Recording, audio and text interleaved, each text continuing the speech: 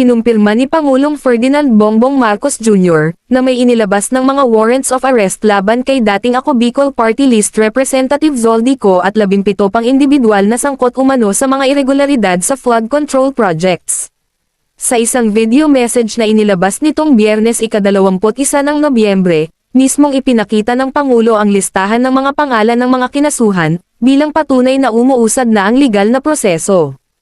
Ayon kay PBBM, ang Office of the Ombudsman ay formal nang naghain ng mga kaso matapos suriin ang mga ebidensyang ibinigay ng Independent Commission for Infrastructure at ng Department of Public Works and Highway.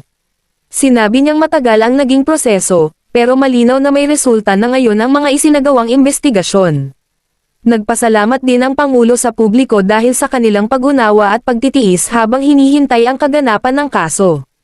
Aniya, patuloy ang kanilang kampanya para labanan ang katiwalian at hindi raw titigil ang pamahalaan sa pag-usad ng mga kasong may kinalaman sa anomalya. Hinikayat niya ang mga mamamayan na manatiling mapagmatsyag at patuloy na suportahan ang mga hakbang tungo sa mas transparent at malinis na pamamahala.